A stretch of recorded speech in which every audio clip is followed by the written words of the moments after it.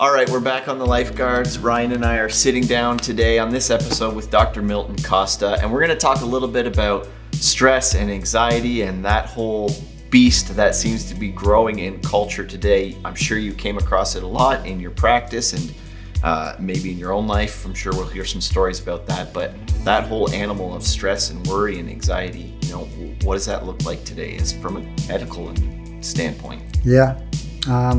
From a medical standpoint and from every other view of life, stress is taking an enormous toll on all of us. And it's generally when we are forced to do and care for more than we were designed to do and care for. That's good. And you'll be able to recognize it because you won't sleep and you won't function well.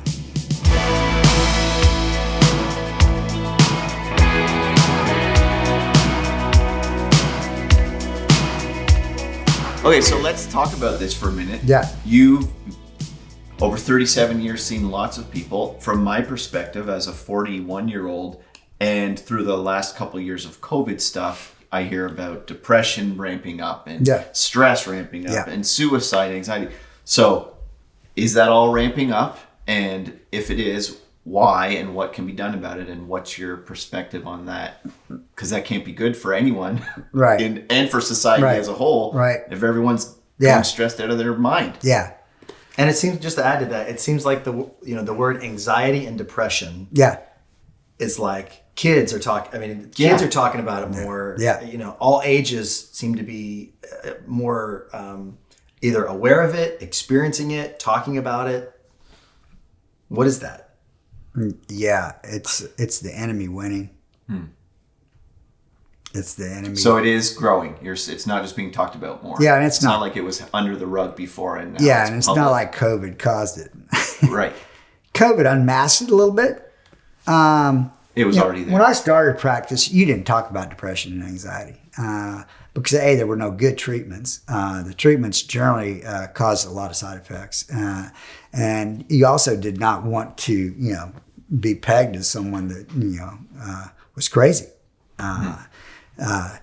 So here's the enemy's strategy to get people depressed and in despair, and the word for that is darkness. Mm-hmm. Okay, let's just be clear. If anybody ever comes to you and says, I'm in a dark place, you need to really pay attention because dark places are very dangerous.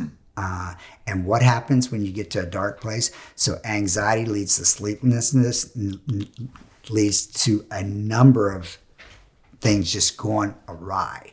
And all of a sudden, you find yourself in a deep, dark hole by yourself. So the enemy's strategy in a C.S. Lewis screw tape letter sort of way is you might be saved, but we can still mitigate you. Because there is a biblical truth that God comes to give life and life abundantly. And there's an enemy that's to steal, kill, and destroy. And we're seeing a lot of the enemy at work and winning. Okay? And so the enemy, when you become in a dark place, it's generally because there's a lack of a light. It just takes a little light to get a dark place, on the way back. Right. But you will notice a person in a dark place auto-isolates. So whether that's the enemy or just happens, they become reclusive. They become by themselves. They can be in a crowd and be by themselves, but they're generally unattached. So if you want to fight the enemy, then you want to bring light into the darkness and you want to bring people into loneliness. And so, pre-COVID, the Netflix documentary, The Social Dilemma, wasn't religious, wasn't political, but it was very, very revelatory and helped you understand the deeper darkness that's going on in the social media world. So when I would come home, especially after some of the financial issues got relieved, some of the church issues got relieved. So a lot of the things that were provoking my anxiety that weren't handled that great by myself were relieved. And then I realized, what was going on, and unfortunately, it's brought a lot of fruit, and I'm able to tell people, ways not to get there. And in retirement, I've had numbers of people, hey, Milt, can you meet with me one afternoon? And I'm like, yeah, well, I can now, and I will. How about tomorrow morning? Because I want to go, while it still is hot, and jump on it. And fortunately, I've been able to do that with a number of people, and they're always somebody's marriage is not going well, or they're in a dark spot, and so.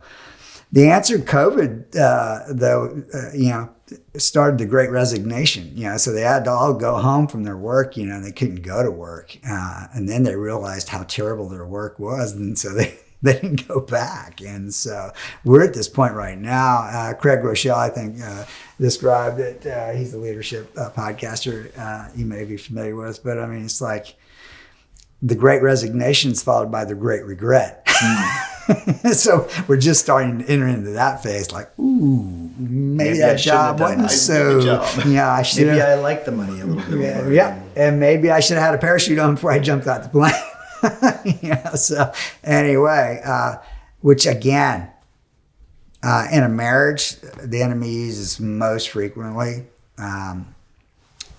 finances and sex. That's generally the two most consistent tools used to disrupt a marriage, which again, the enemy's goal is to try to separate a person from God and a couple to separate them.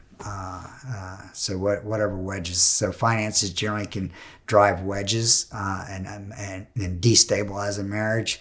A man's inappropriate, exercise of sexual needs, because I mean, in the context we described of this stressed world, women don't get turned on by that. By the way, that's not their outlet is not sex. A male's outlet is sex, and so you can see how things get really wobbly. They're shutting down. They're shutting down, and he's going. I got it. Right. Yeah. And the saddest part is sometimes she gives him a pass to have that need met elsewhere. And when needs start getting met elsewhere, the marriage is in serious trouble. So if his intimacy needs are being met elsewhere, the thing that consummated a marriage should sustain a marriage. It's like Paul yelling at the Galatians, "You foolish Galatians, you were saved by the Spirit. Now you're starting to pick up this old stuff again. What is that all about?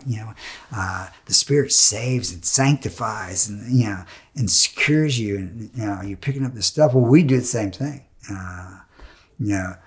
The wife says, go do your thing.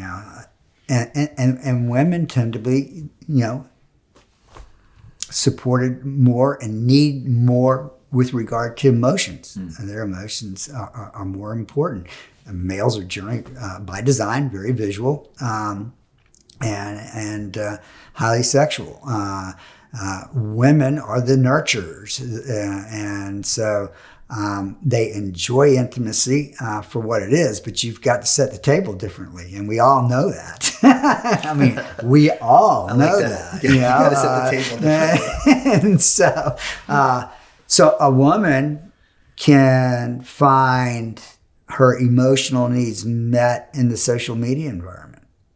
And I love dogs, I love pets, but their needs can be met in pets. And oftentimes you'll start hearing people say the most ridiculous thing, like, their dog, Rusty's just like one of the children, part of the family. And maybe it's just an annoyance for me, but I think it's a caricature of society. When young couples decide just to have 2 dogs instead of 2 kids. And I see a really It's a thing. I've heard about it or read about it. Like, we have a dog and it's like our family. Like, open your eyes. It's every day. During COVID, I saw it more because I was doing work from home. But it's a thing for me personally because it's a cultural statement. When I see a beautiful girl with a handsome young man and they're walking their two dogs down the street. And yesterday I saw this dude, he had a 2-seater stroller and had a dog in one seat and the kid in the other seat. And I was like, that's a statement for me. And it becomes an annoyance. And it's like, but this cultural drift away from God should not be like revelation to us. This is like, it's in scripture. But for those of us that do have faith, we need to fight the good fight, and there's a way to fight it. And that's what I want my 65 years of life and doing a lot of reps inside of practices and inside of church leadership that I hope that can make a kingdom difference. So.